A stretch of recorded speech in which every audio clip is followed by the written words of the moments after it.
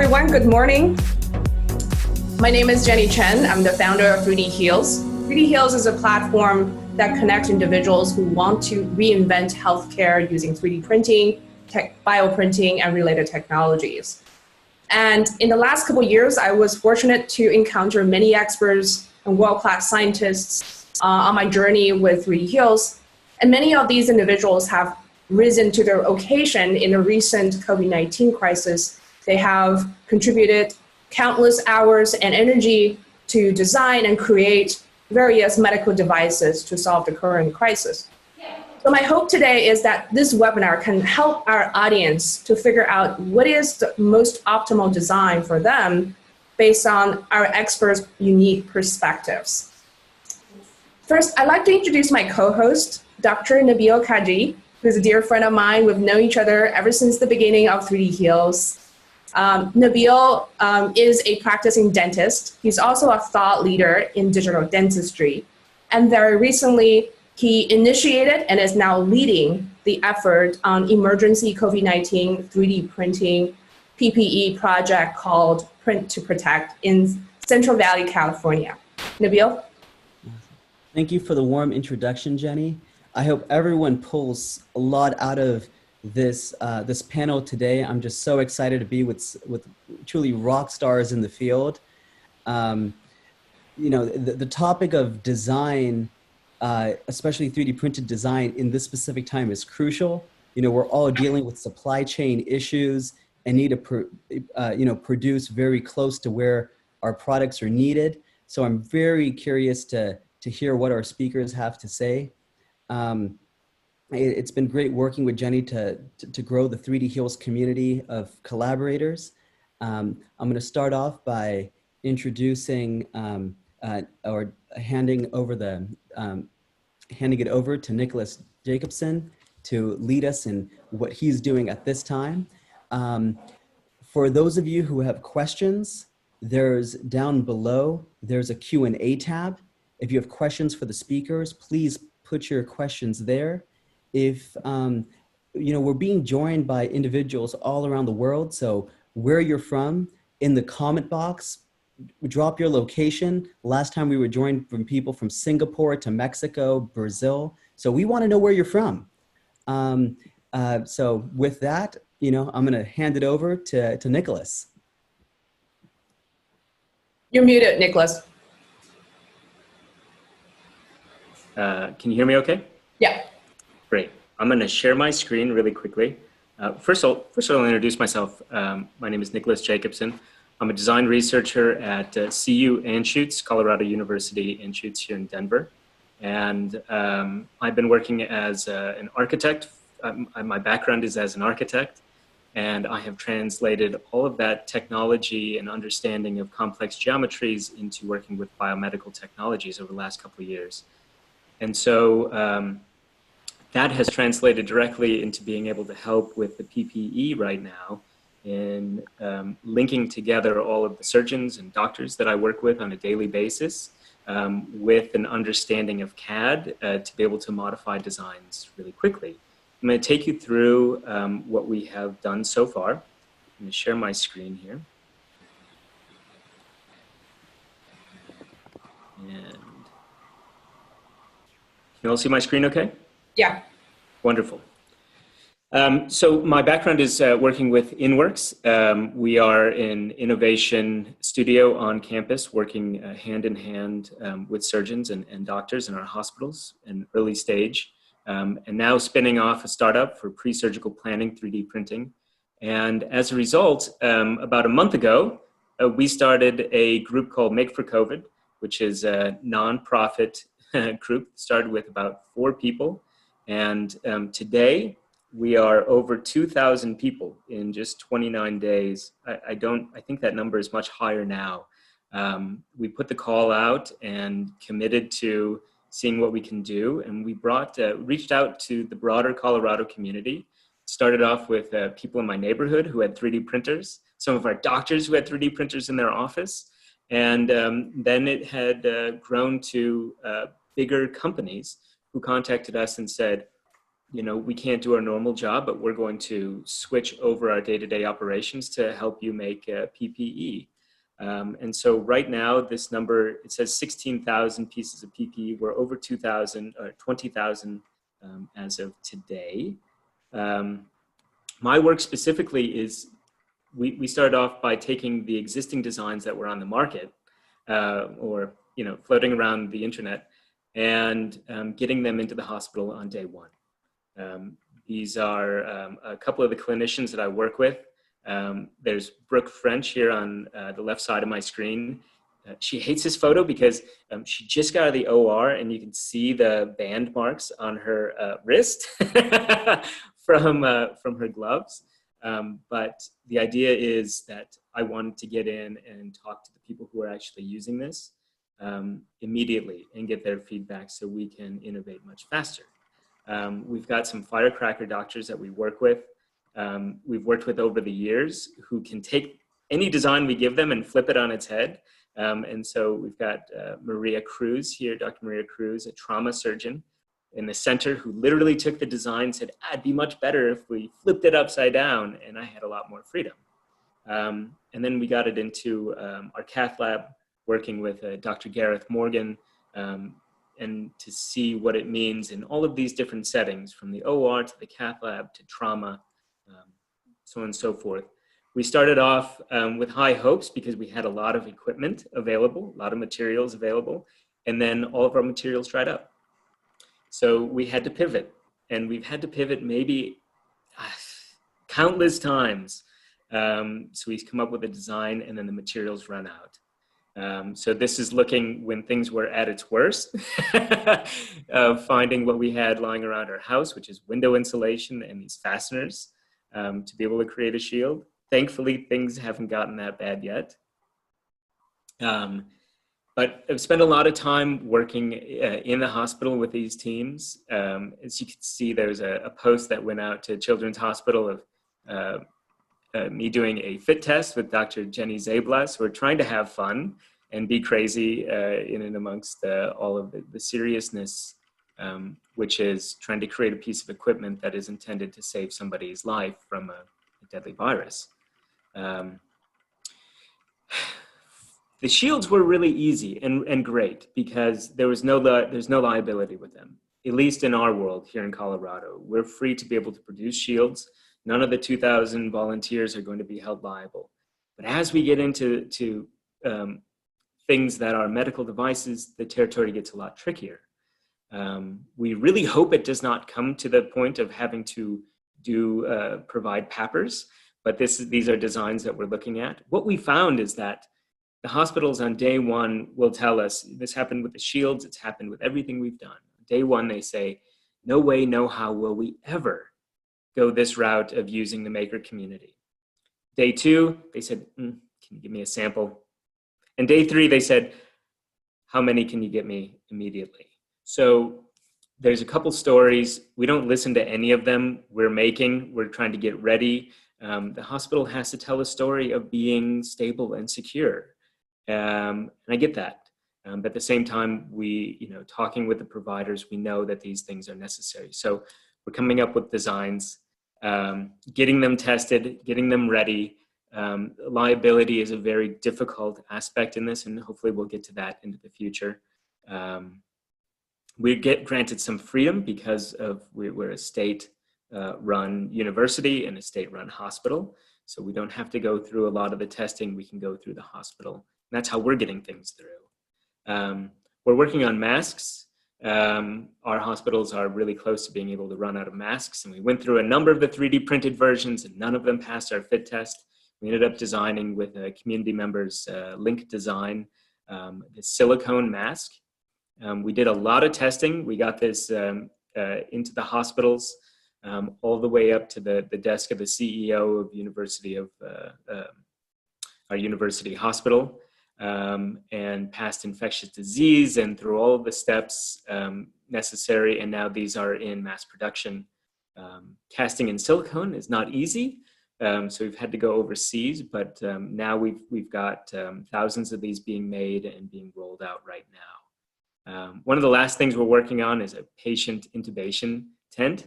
So the idea is that for the helicopter crews and the Flight for Life team, could we put on a tent over over the patients so they could intubate and keep the virus within them, which is also going to help prevent the need for a lot more PPE if you can contain it. We've worked with this is a mock-up from the doctors. We've got some great doctors who are not afraid. You know, we've been working with them over the years, and we take our design standpoint of using anything we have, and they have taken that on their end now that we're separated, and are starting to mock things up, which really helps the team. So that's where we are at right now. There's a video I want to show of some collaborators I have at Harvard University who are creating a patient intubation tent right now using buttonholes. And this is where we're at right now. I think this is really exciting. Buttons are readily available, and this material we can get at Home Depot. It's repurposed from the window that you put over a basement window well. You can get at Home Depot, and the whole thing folds up really nicely. Yes, so that's where I'm at. That's where we are at right now. There's so much more to talk about, but I'm going to hand it off. Thank you, Nick.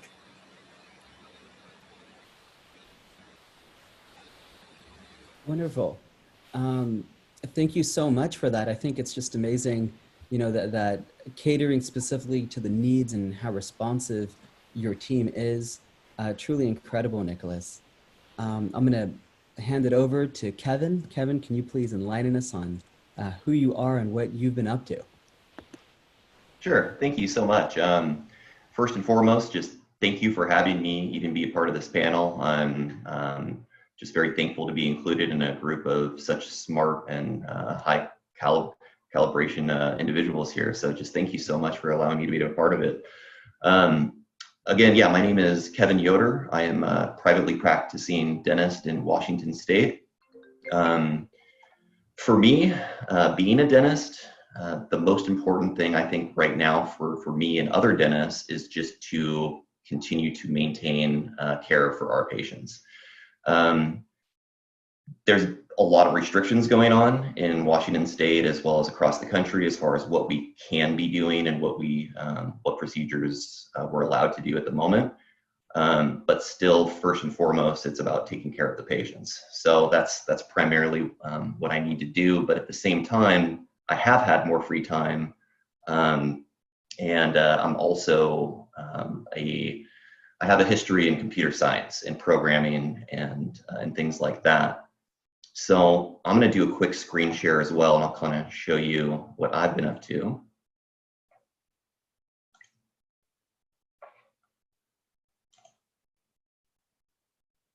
So we kind of went over the background there. I'm a dentist. I do have my degree in computer science. I also have developed a piece of software that allows dentists to do their own dental CAD work to make 3D printable pieces and parts for their patients.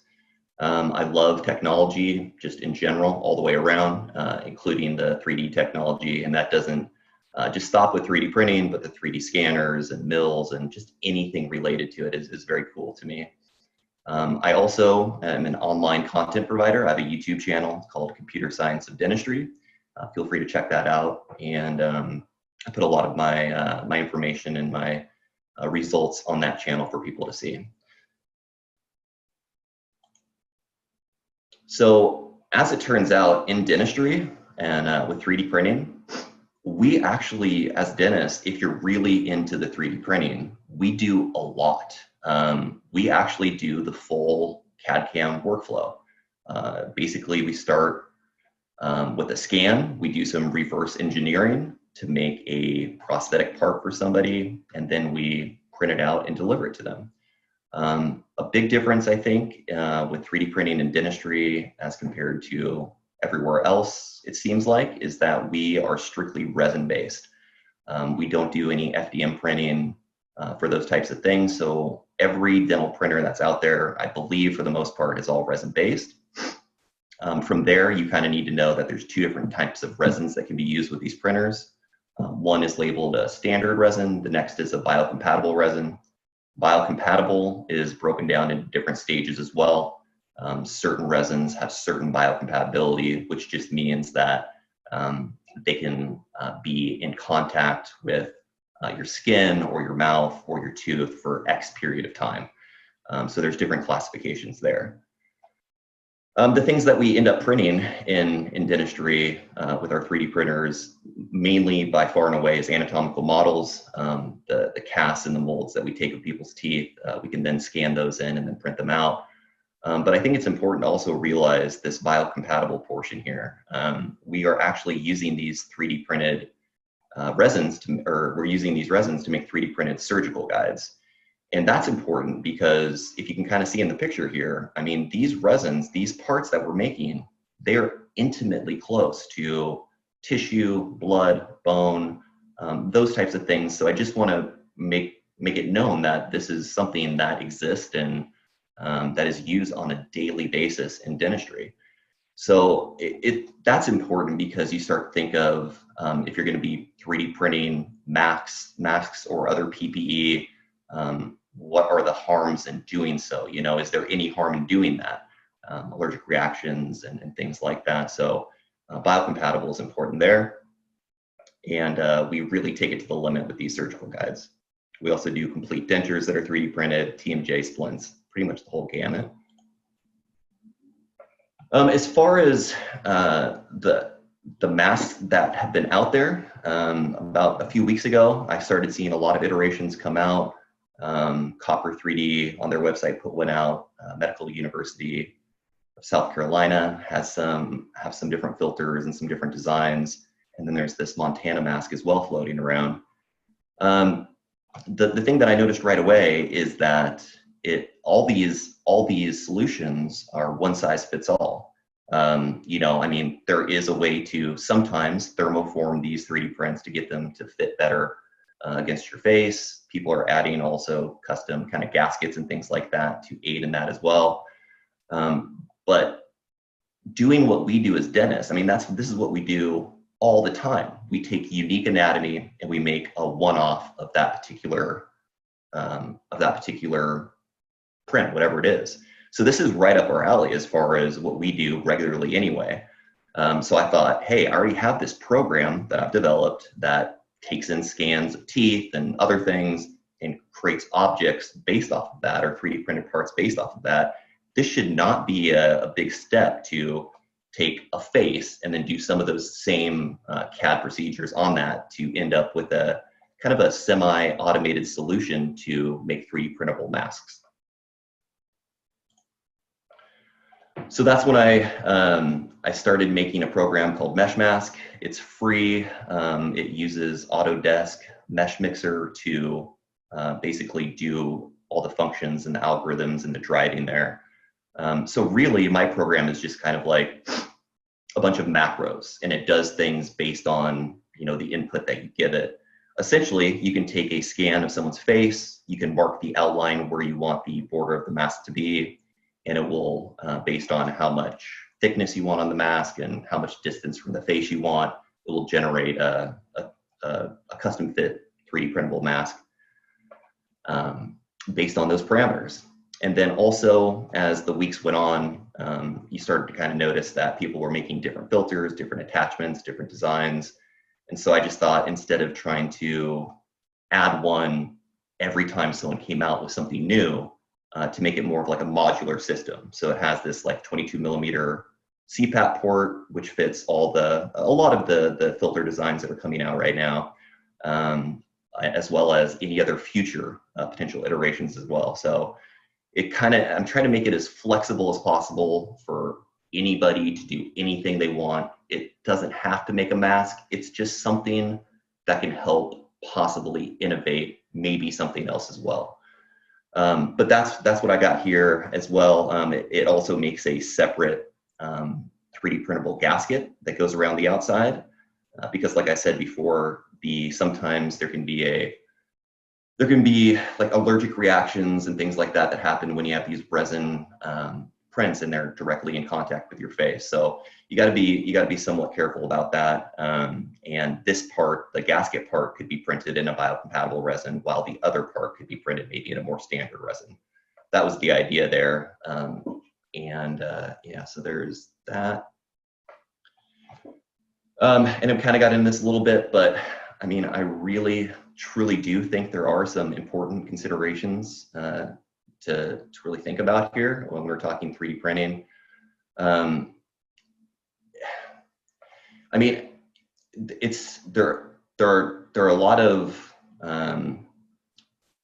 cases where if you use a standard resin and you don't follow the proper protocols of post-processing and printing and the guidelines of the manufacturer, you can end up in a not fully cured part, and then it can leak monomers and things like that, which can cause irritation and some other things. So it's important to really understand what we're working with when we're talking about resin printers here.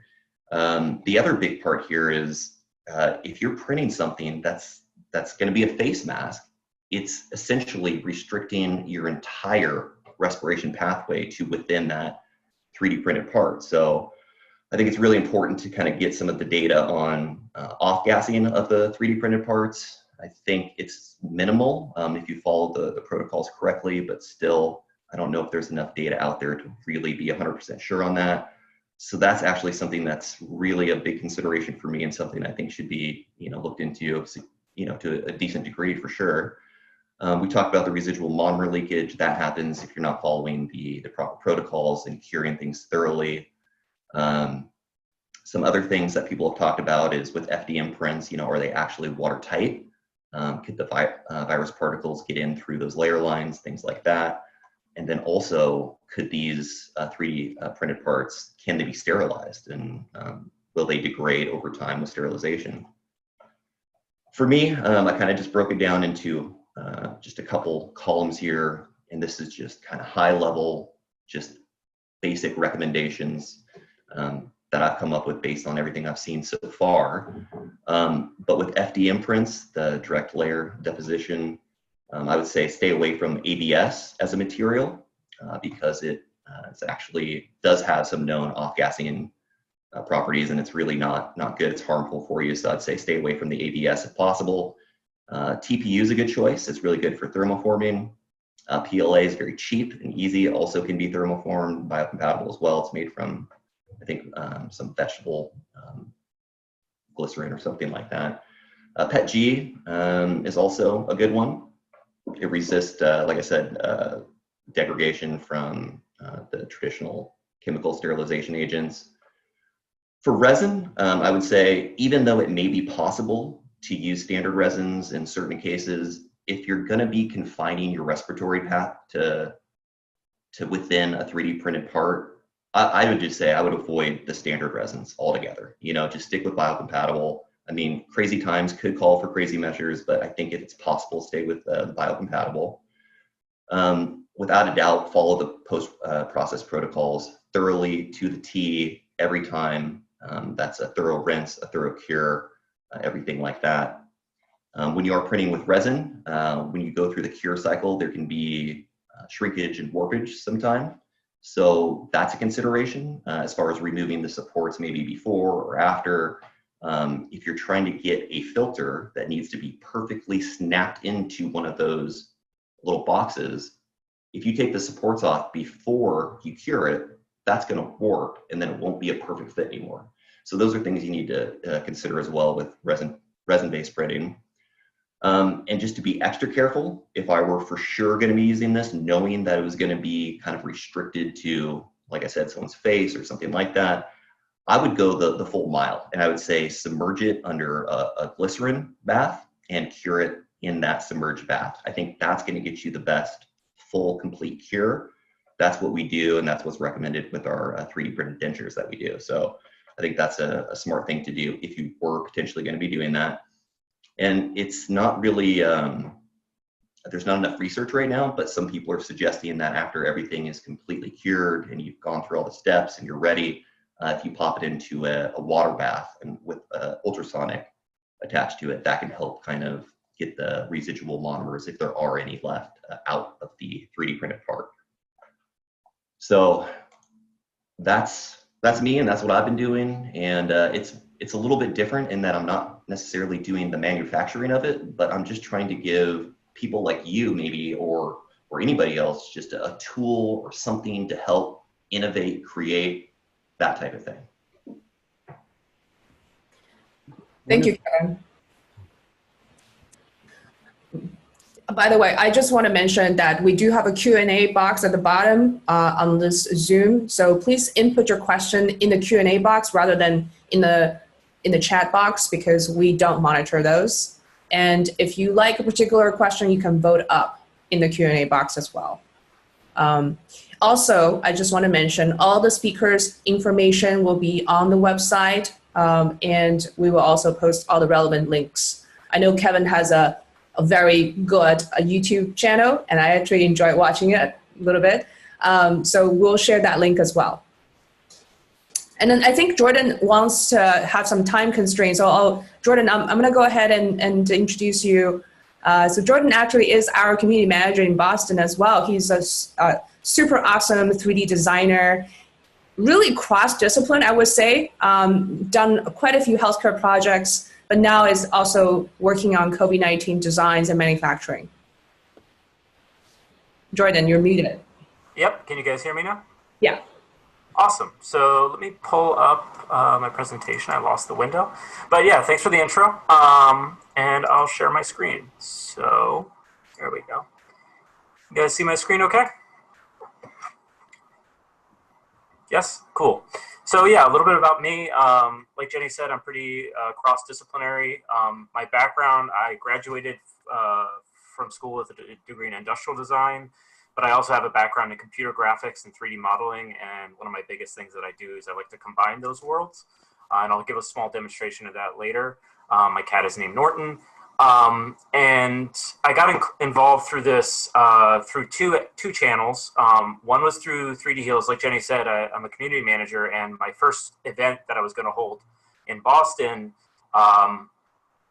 coincided exactly when essentially the city shut down here. So I had to shut down that event, but then through that, I spoke to somebody, his name's Brian. He runs he's a major player at a company called Midwest Prototyping.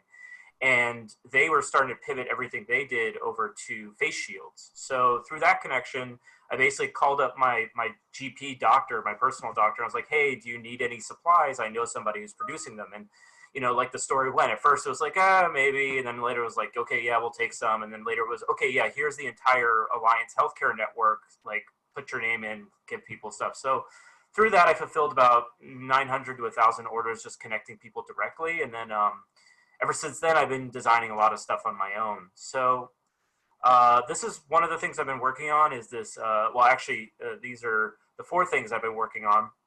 I've been building an FDM-based respirator, building a thermoform respirator. The one that you see here on the slide is the 5 sizes I built for my FDM one using NIOSH head forms that I obtained. So it goes extra large, large, etc. So the design thinking behind this was that it needs to be easy to print. Essentially, like I want even an amateur with a low quality or uncalibrated FDM printer at home to be able to just put this in.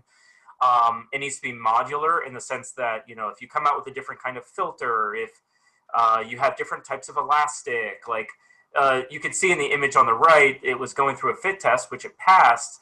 But the elastic is actually 2 rubber bands and then electrical tape tied between them. And that's how I made the elastic strap, because by the time I was making this, there's literally no elastic left anywhere. The idea also is to make this essentially as equivalent to it. Theoretically, this is equivalent to an N95 once it passes a fit test for the user and you're using an N95 style filter, it should filter the same amount. So that's kind of the design goal. So the big thing on this in terms of design was no supports, and it prints all in one piece. You know, there's like, you know, rather than having like a filter cartridge and a separate attachment. So everything for this is designed at less than a 45-degree overhang. So it just prints straight off the bed. It's good to go.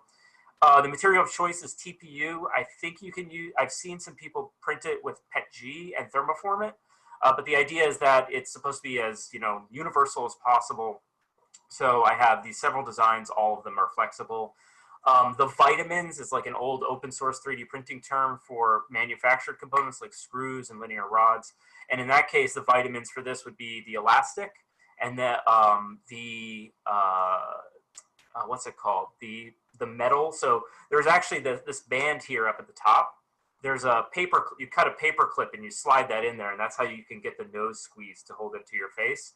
And then the other thing is, of course, the filters, which are based on Target makeup pads, because I found research that said double layered cotton is as effective as a surgical mask for stopping this sort of virus.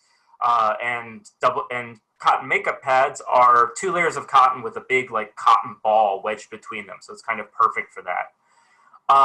So the version 1 has passed fit test. Now it has NIOSH sizes. The version test you can see on the right. The latest versions haven't gone through fit testing yet. Again, I have to do that. It's still like it's on 3.2 now. But the other thing is the design is completely open source. It's built using Onshape. It's in the cloud. You can go there and use the files yourself, or you can just grab the STLs online already. So they're available on my website or Thingiverse or what have you. The other major project I'm working on is thermoforming a respirator. So the idea is same sort of filter, same sort of like modular approach based on, you know, whoever has like something, right? Excuse me, I'm gonna close something real quick. There we go. So it's based on, you know, whatever you have at hand. The idea is it's supposed to be able to be made anywhere. Again, same sort of like compatible sizes. I actually had, I brought it up. I'll show you guys really quickly what this looks like in 3 dimensions. You can see I have a lot of tabs. But yeah, so this is basically the other half of the equation, which is the mass production version, whereas the 3D printing one is more for like individuals or distributed manufacturing, which I'll go into later. The next thing that I did was I produced this surgical mass tension release band. I tried printing the NIH one, and I found that because of my build plate, I got delamination issues when I was trying to pull it off. And in addition, I found that the layer lines since the stress of the band is going in this way around the back of your head, the layer lines are oriented in that direction, so it's easier for them to delaminate. So this is designed to be printed vertically, so all the layer lines are essentially like my fingers if the thing doesn't cut my face out. And then you can kind of bend it like this rather than bending them apart like that. So on this one, I think I did 50 plus on a print bed. They're super fast to print. They're super easy. I have a 0.6 nozzle, which is a little bigger than standard, but I printed 50 of them in 8 hours, so it's really fast to print. And this is still going through a little bit of testing. I gave it to my upstairs neighbor who's a nurse, and she likes it, but I need to make sure that it prints properly consistently. The last thing that I wanted to show, and then I'll show a little bit about how I do my design work, and then I'll pass it off, is the distribution network. So I'm working on this project that essentially says, you know, if you have 1,000 people with one 3D printer each, and each of them prints 2 masks a day, that's 10,000 masks in a week. And combining this with the idea that, hey, I'm producing an FDM style print, which is meant to be, you know, produced in that like very piecemeal method, with a thermoform style print, which is meant to be produced in a few locations at mass production volumes. You're kind of taking, you essentially don't want to just settle on, okay, we're going to have one type of material, one type of mass, that's all we're going to make. You're going to accomplish this and fulfill the backlog for everything we have, we need to have like, okay, we're going to have an FDM design, we're going to have an SLA design, an SLS design, a thermoform design, an injection molded one, so that you essentially can activate as much manufacturing as possible, because different facilities will have different capabilities. So the idea behind this website is a hospital will put in an order for 1,000 units, and then individually you'd split that out into maybe, you know, 100, 500, 700 different orders, where you have small time people filling it, but you also have large manufacturers filling it. And then the designs that they're going to be filling are going to be standardized within the platform. So the last thing I wanted to show is the designs themselves. So this is the 3D, this is on Onshape. It's a free online CAD browser. And then this is the thermoform design, which I'm thinking I'm going to call the turtle because it looks like a turtle. The other way, so the way I did these masks is kind of cool, where I used a game art tool. This is called Modo. It's how I use it for like work and computer visualization, but it has a retopology system where basically you have a mesh underneath the active mesh. So in this case, this is a NIOSH head form and this is the mask. And I can just pull and drag and it automatically stitches the mold to it. Or I can hit divide a bunch and it automatically sticks it to the mesh behind it. So that's how I built this. So I took this, which is subdivision, I exported to NURBS, sent it to Onshape, and then did the rest of the construction. So that's me. And now, how do I stop sharing my screen? There we go. Stop share. Thank you. Thank you, Jordan. I'm always fascinated with all those softwares that you use with your design process. And also, thanks for sharing some feedback related to the NIH 3D Print Exchange website designs. We will talk more about that with our panelists today, but I'd like to move on to Stephanie. Would you like to start your presentation? Yeah, well, surprisingly, even though I am a full professor at the University of Victoria, I didn't actually make slides for this. But I think actually a lot of the previous presenters have presented a lot of the similar things. So I guess a little bit of background. I am a full professor in Canada Research Chair of Biomedical Engineering at the University of Victoria. So we're on Vancouver Island in Canada. So there's a little bit of a difference in supply chain issues, I think, between the countries. A little bit of a difference with the health authorities, because in British Columbia, we have multiple health authorities. So I'll talk a little about that in a second. And I direct the biomedical engineering undergraduate program. And in my past life, before everything went crazy, my lab worked on 3D printing neural tissues, which we may come back to for some of the COVID stuff. But what sort of ended up happening was, obviously, there's a pandemic. And here on island, a doctor, I believe, had the infection and they found out. And so they went from just needing normal face masks overnight to then everyone needing face shields. And then I think, as everybody in this group understands, you don't instantly get a ton of PPE overnight. And so that's why people were turning to 3D printing. And my role as a licensed engineer and sort of as a person who's visible in the community, I had a lot of outreach on both sides from people in the manufacturing industry. And we also do have a very strong sort of network of 3D printers. I think they're called, so we have sort of two initiatives, but there's one that's actually more open source, the BC COVID-19 3D printed group, which has been more people in the community donating and making PPE for some of the things that fall through the gaps here in Canada. Nursing homes, doctors who aren't necessarily affiliated with health authorities, mental health, people working with homeless people. So there's sort of a lot going on. And so a lot of the work I've been doing is helping to network, as well as oversee quality control. So you get a lot of people working in the community who come up with designs, who want to help, and sort of sorting through that. Our major initiative that's been out of the University of Victoria has been mainly focused on using, I think, the PRUSA 3 design, which has been approved by a number of health authorities.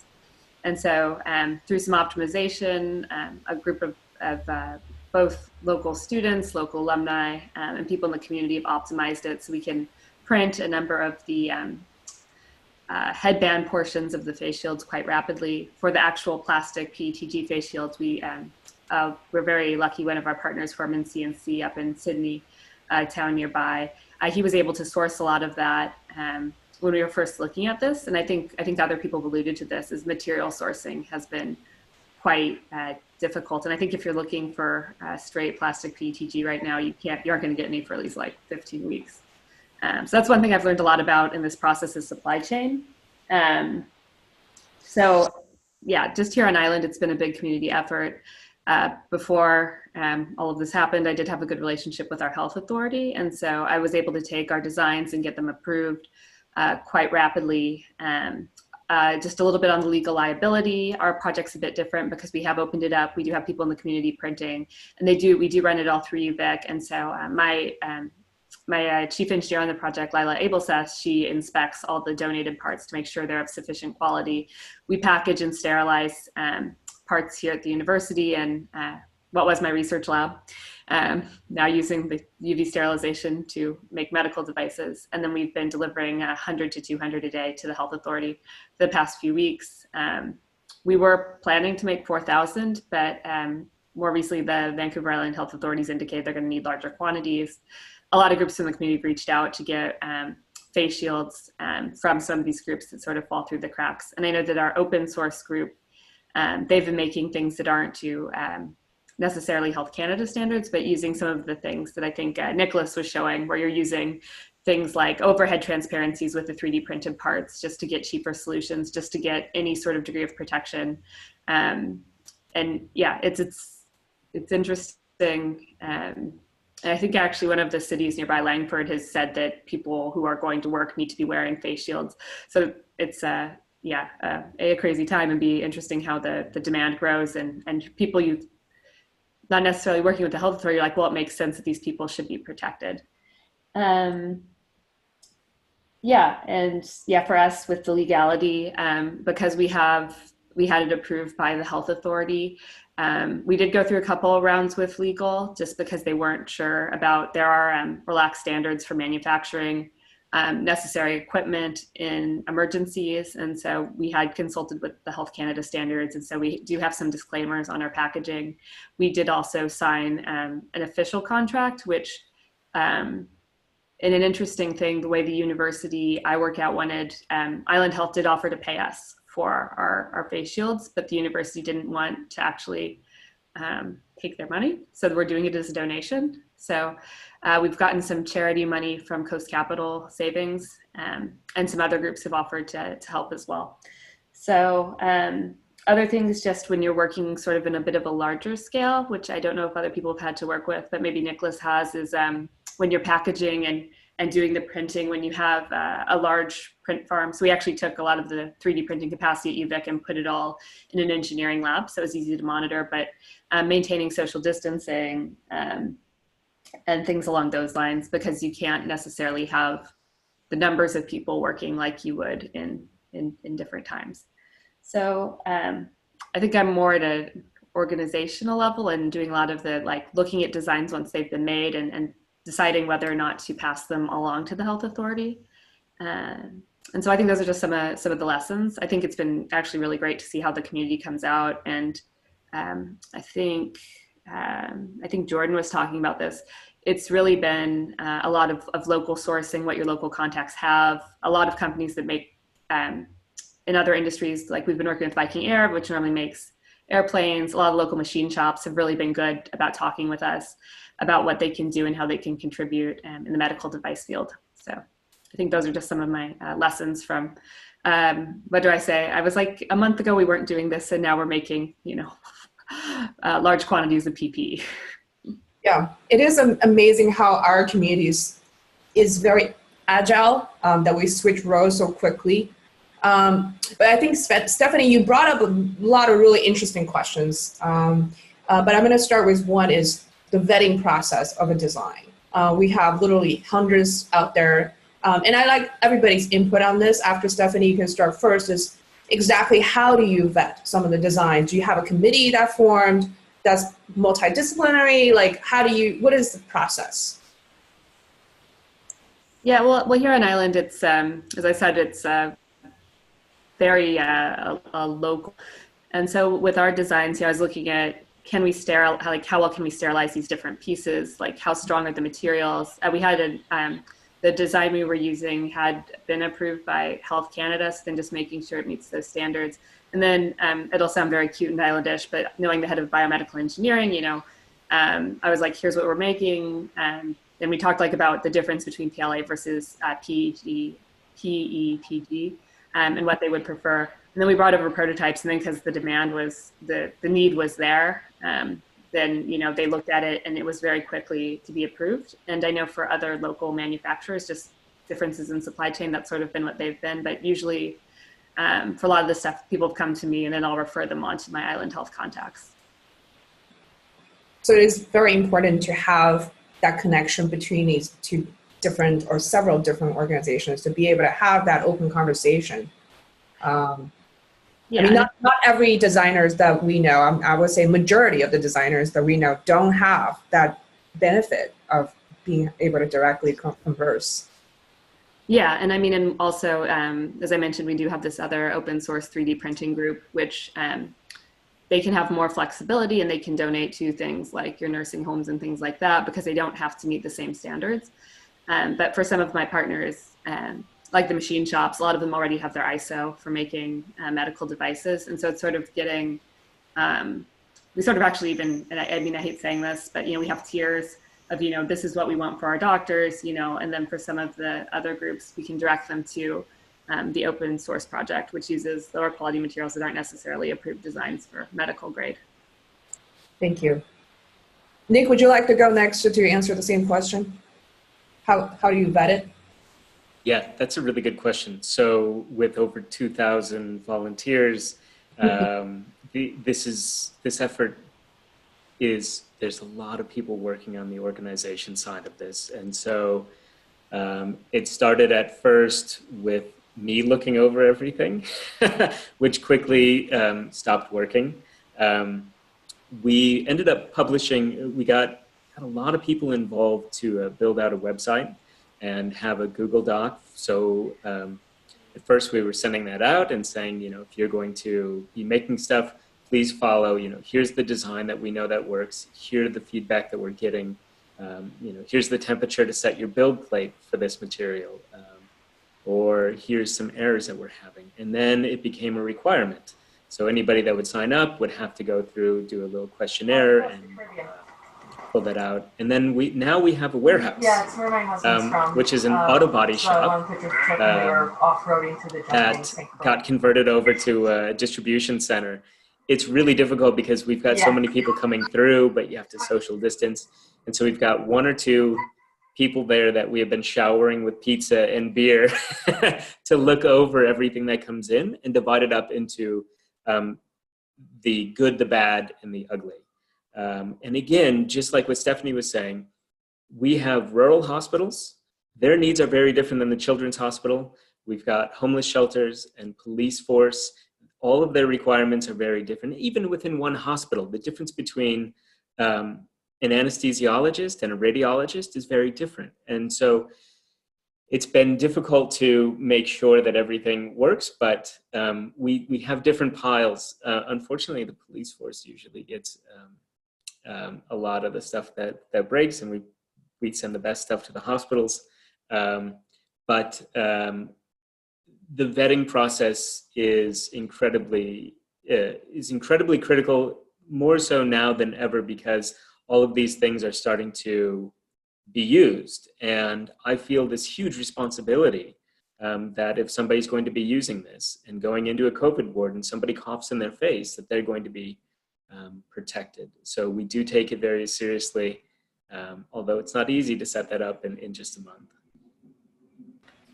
I also want to say, we also rely on the hospital a lot too. So again, this is feedback. The hospital has an amazing sterile processing unit and experts there. And so we started off by taking this all on ourselves. And we did a lot of things, we wasted a lot of time. But getting the feedback with some of the better sterile processing departments, we were able to really help tailor our designs to something that met their standards. Can I ask Nick a question? Yeah, go ahead.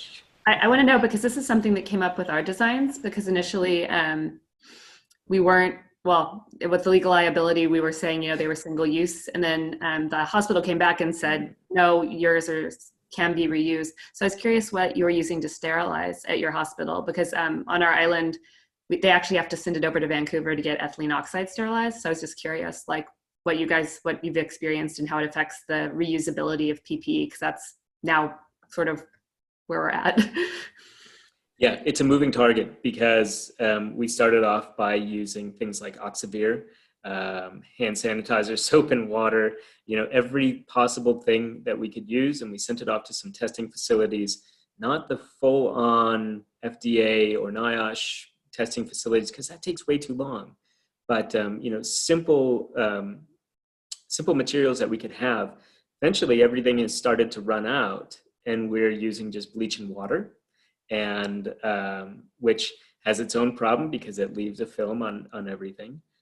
UV sterilization is really good, but a lot of people don't trust it. So we've done a number of tests in the hospitals to say that UV sterilization works.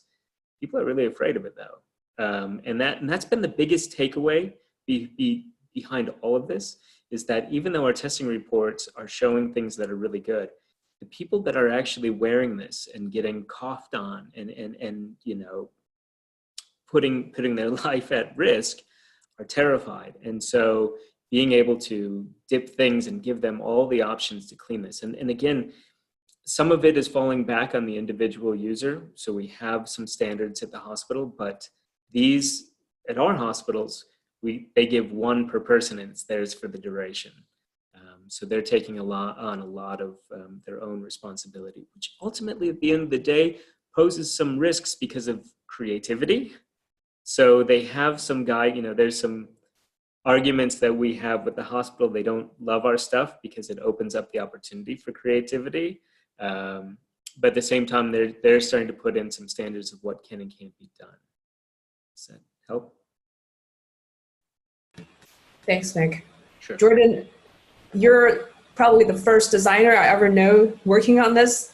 You have an interesting journey yourself. How did you decide what design to use for your current mask? And did you go through a lot of other people's work first?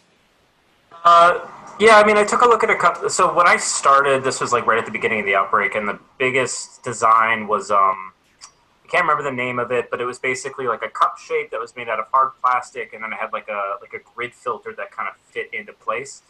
And I looked at that, and the biggest design was the thermoformed copper 3D mask. And I looked at that, and I saw like a lot of issues with it right off the bat. So I was like, I could do better than this. So then I started kind of thinking about how I would do it from a 3D printing perspective.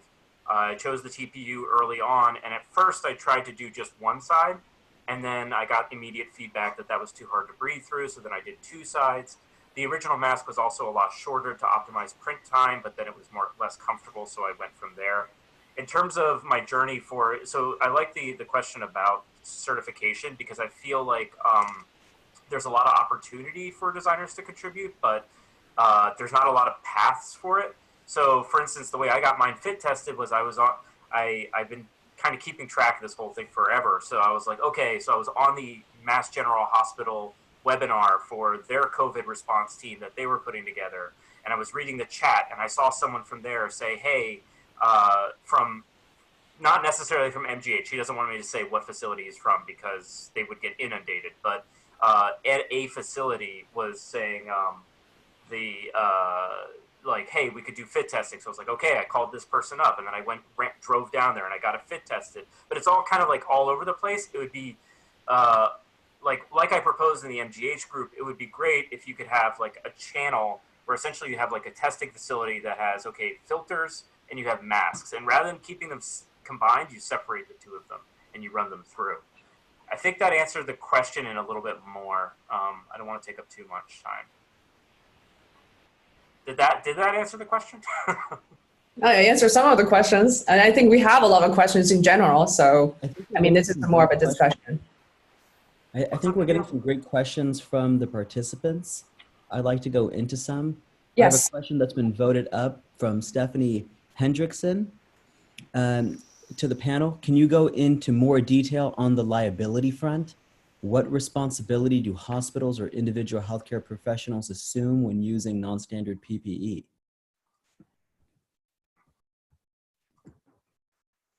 Is there someone that'd like to take a stab at that question? I can start with the first step, because I actually had a conversation, because me and Jordan had a conversation about it when it just started.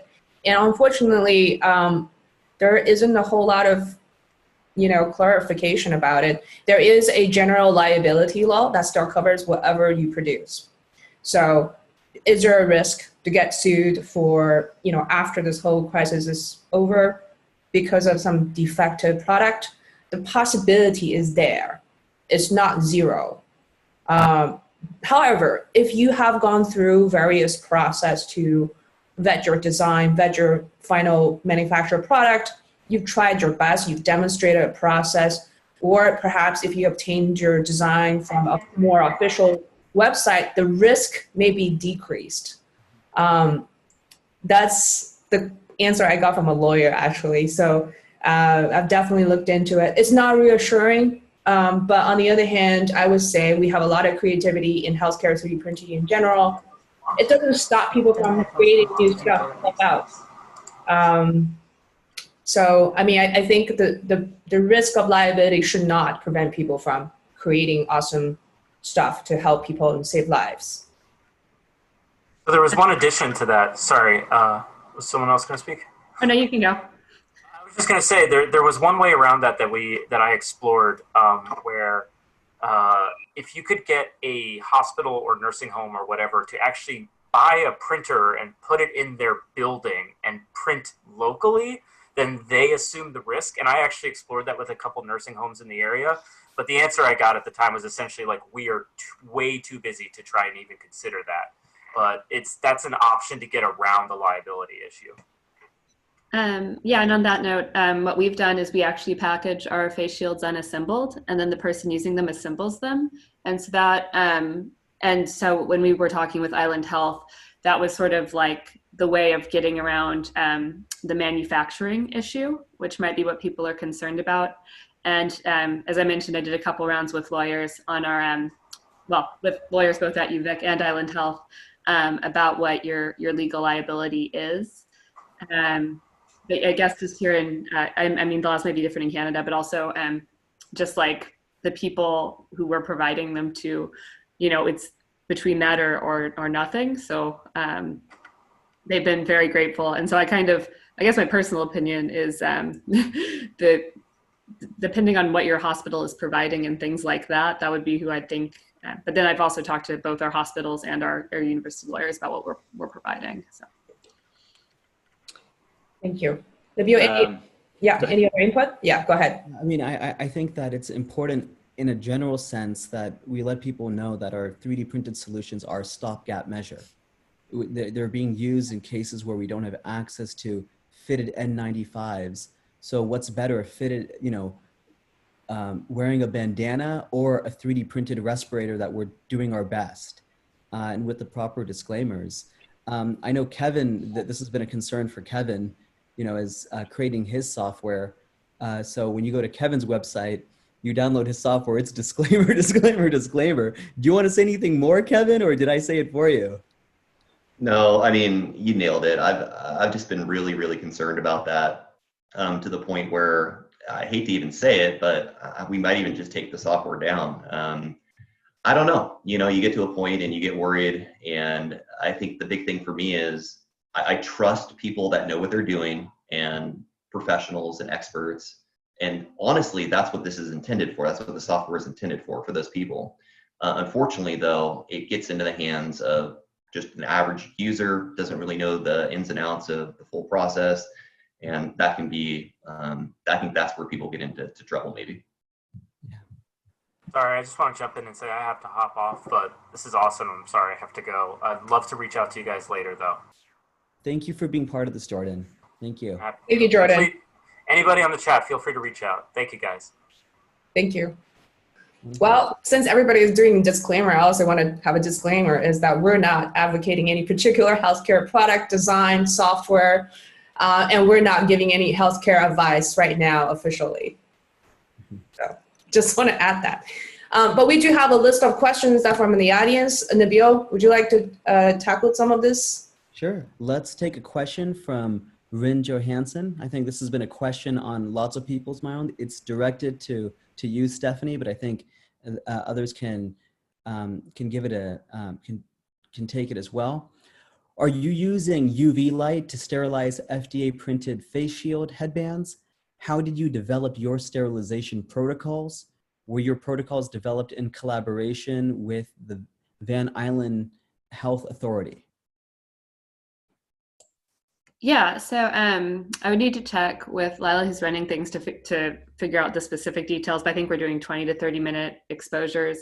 We originally developed these for, in my old research lab, as ways to sterilize other implements we used when we did research. we did talk to the Island Health Authority about ways of sterilization. And in fact, that's one thing we've been talking about making for them is actually more UV sterilization boxes. And so we've done a lot of research into, wavelength, exposure time, and things along that line. And I've heard, although I haven't actually looked, some of my students who've been working on this project, we're actually hiring a bunch of engineering students to help with all the COVID-19 stuff this summer. I've heard anecdotally that all the UV lights are sold out on Amazon because everyone's looking into UV sterilization.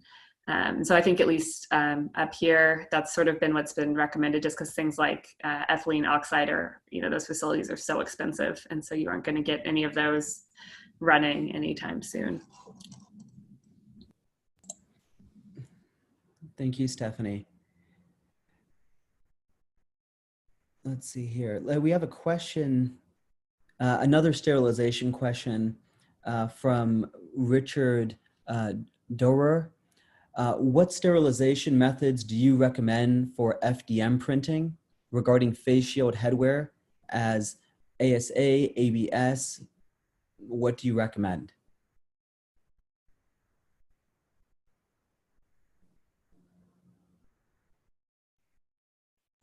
I mean, like we've only been, most of our headbands coming in have been PLA and PETG. We did, I forgot, we did actually acquire a number of ovens, but they were shrinking the PLA headbands and causing poor fit. But that's like pretty much been my experiences. I don't know what Nick and Kevin's experiences have been. Yeah, for us, we've seen a whole variety of different materials. Some really great, like you didn't mention nylon at all, but there's some really great nylon printers that are out there. They've been producing very strong and lightweight headbands, but they're impossible to clean. So it's like the best material for the job, but no one will accept them because they've got so many little porous holes in them that nobody wants to take the risk. No hospital will accept them, unfortunately. We went through the whole testing of everything that was available at the hospital. Most everything holds up, but again, with the FDM, you've got to look at the individual layers. They're stacked up like coins, and so there's a lot of gaps. We found that dipping works really well, having a bucket and dipping everything in, and they're incredibly durable. We've also found that heating them up for about an hour to 50 degrees Celsius will work without them melting. But the melting point, or at least the point where they start to become flexible, is 55 degrees Celsius. So with some of the FDM face masks, where they weren't fitting certain people, we were putting them in hot 60 degrees Celsius water and then molding them slightly to adjust to your face. So there's a very fine line of how long, temperature and time to be able to clean them. We haven't gone that route because it's just right at that point. But liquid dipping is where we're at. I read an article recently talking about vaporized hydroxyl peroxide. I didn't read the article, unfortunately. I just saw the title and I shared it. But I'm going to read it. But any thoughts on that? Because actually this was mentioned in our last webinar by one of the person who was printing the PPE stuff. I think a great website resource is the N95decon.org. They've been putting just a lot of work on this topic of sterilization of N95. Yes, right. That applies to so From much. UCSF, exactly. So for those, a whole research team dedicated toward that issue, I definitely recommend following their work. I will share that link after this as well. Thank you, Nabil, for bringing that up. Wonderful. Let's hop to another question from our participants. This one's directed to you, Kevin. Resin-based mask, can you estimate the difference in cost compared to FDM? Ooh, good question. If you're kind of taking my recommendations, which is using the biocompatible resins, you're going to be up there. You're going to be up there and it's going to be expensive.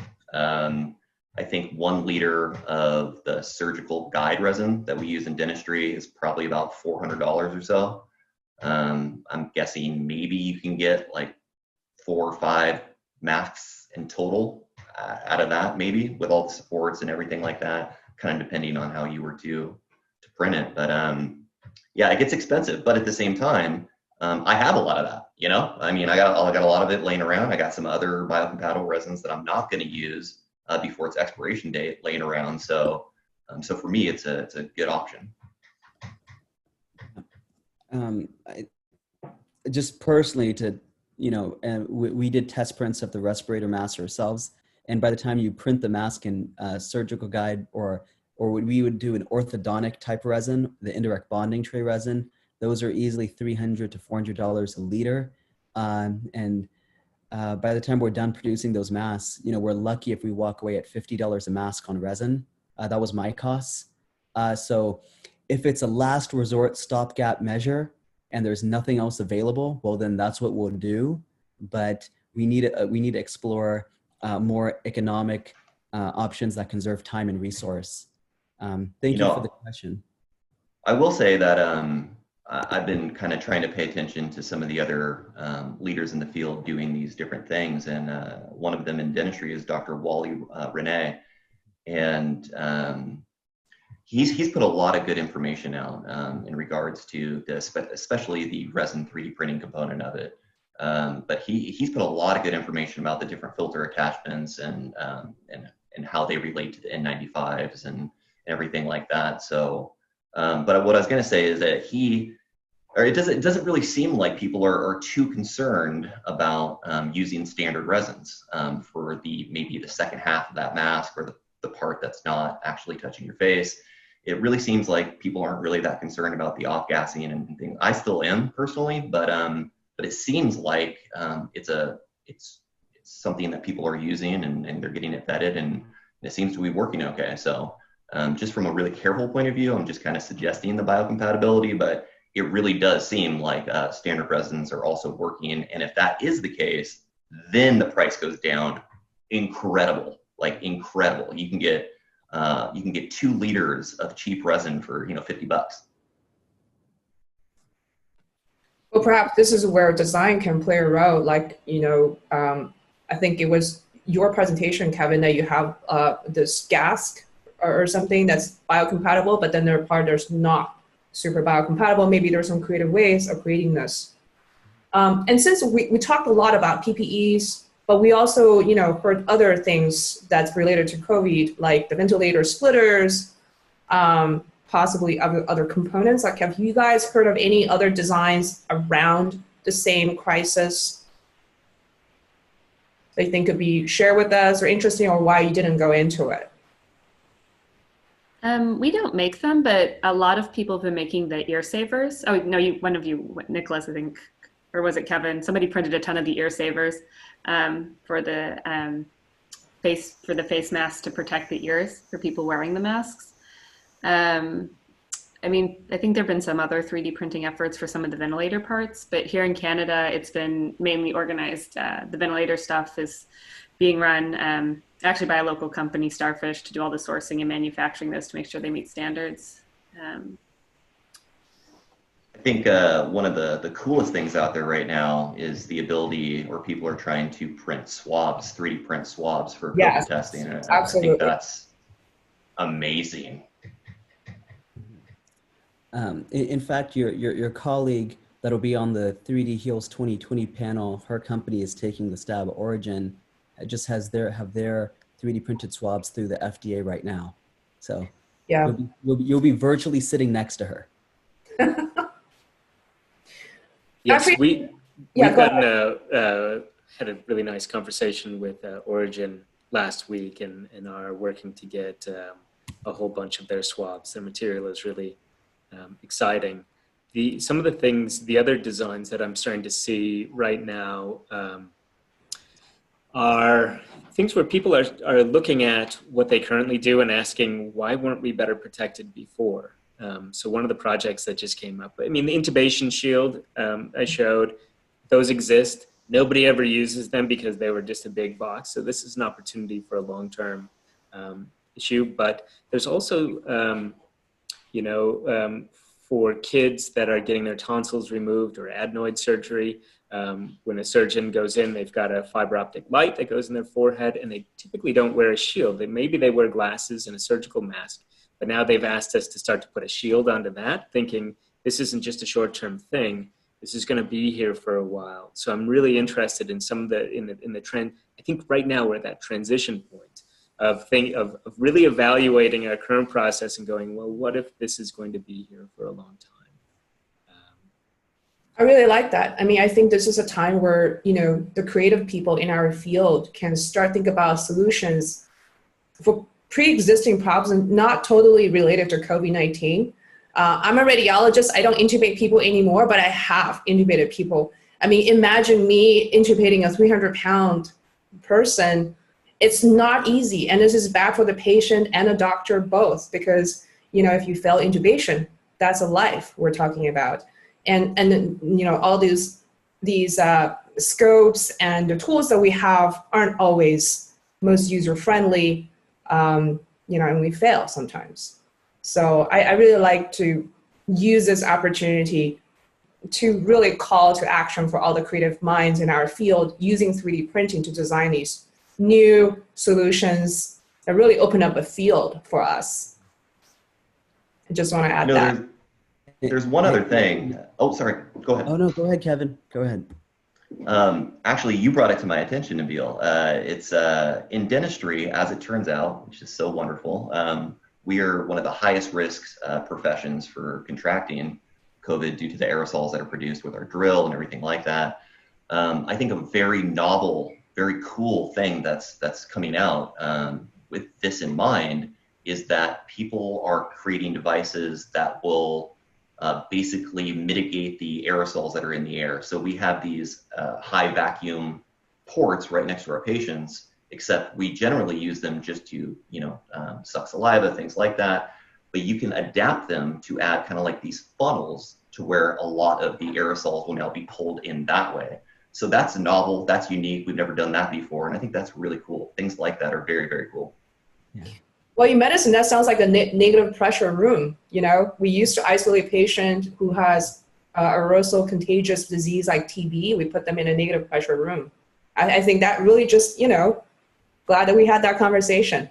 Yeah. And I think nothing facilitates design better than need and emergency need. So I think we're all experiencing, this all hands on deck, wartime economy. No, we don't have parts here, pivot from one direction to the next, and just concern, emotions in the air. It's amazing. I mean, just imagine this webinar right now. I've been counting. We have people logged on from 16 countries, and because the solutions are real, the need is real, and so I just thank you all for sharing your input here. Let's just jump to another question from the audience at this time. This is from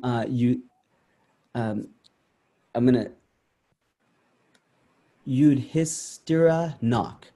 For all speakers. Thank you. My name gets butchered all the time. It's tenderized by now. For all speakers, any experience to design or reverse engineering a valve or parts of a ventilator? I guess are any of our speakers working on that at this time? I know Lamborghini is. Well, I'm familiar with what's going on island. And in Canada, I guess like McGill hosted a competition for people to make ventilators, but talking to our government, and as I mentioned, a local company got one of the contracts. What I was told with regards to like getting local people to work on ventilators was Starfish was organizing, and I've been mainly linking them up with our local machine shops that are ISO for making medical devices, because in Canada, at least, it came down from the government what design they wanted. And also there's now a big emphasis in Canada and probably a lot of countries on building Canada using Canadian resources.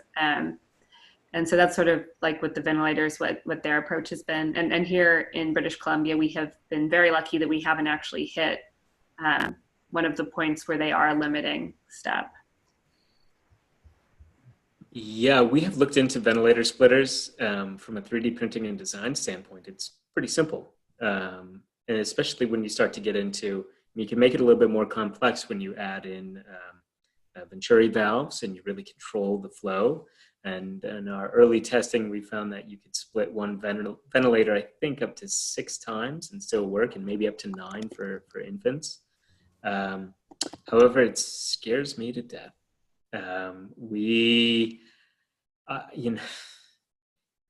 There's so much testing that goes in, it is very simple, but the risk of these failing, it could be catastrophic. And there's a lot of liability involved in that. We've talked about relaxed standards of care and how difficult it may be if a mask doesn't work and somebody contracts COVID.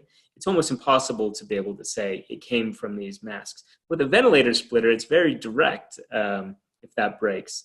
So it's there, but I don't know anybody in the United States who is using 3D printed ventilator parts. Now, we've looked into equine veterinary parts and some off-the-shelf pieces to be able to make this.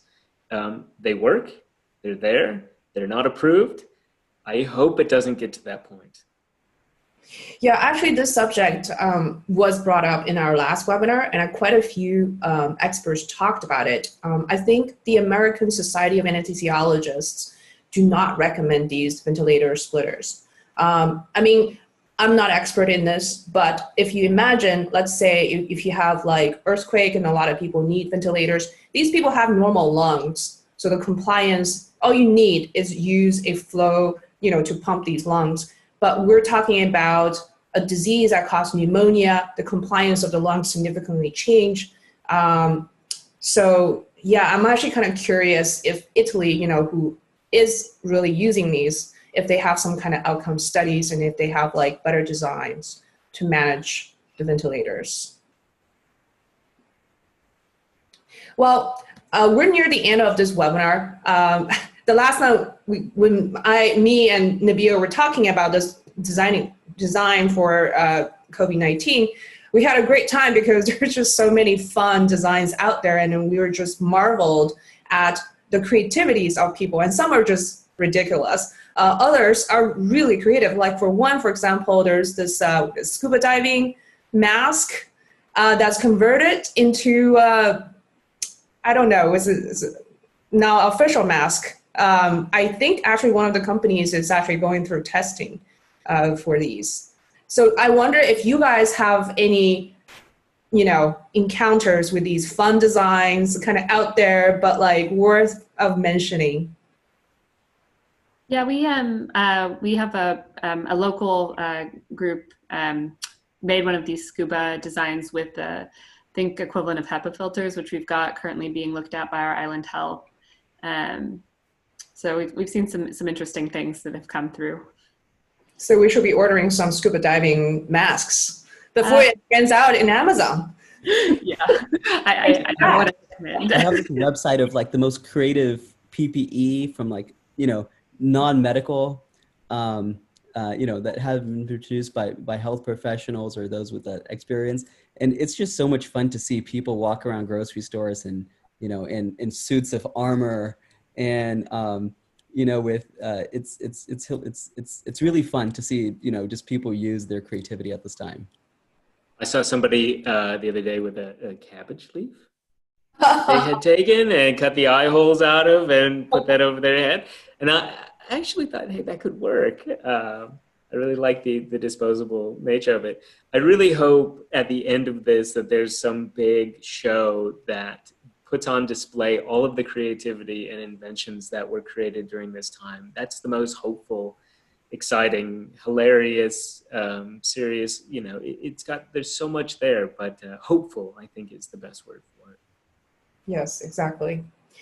Okay, well, let's just double check on the questions. Unfortunately, we may not have time to answer all the questions, and we will go through some of these questions if they have not being addressed by the webinar today.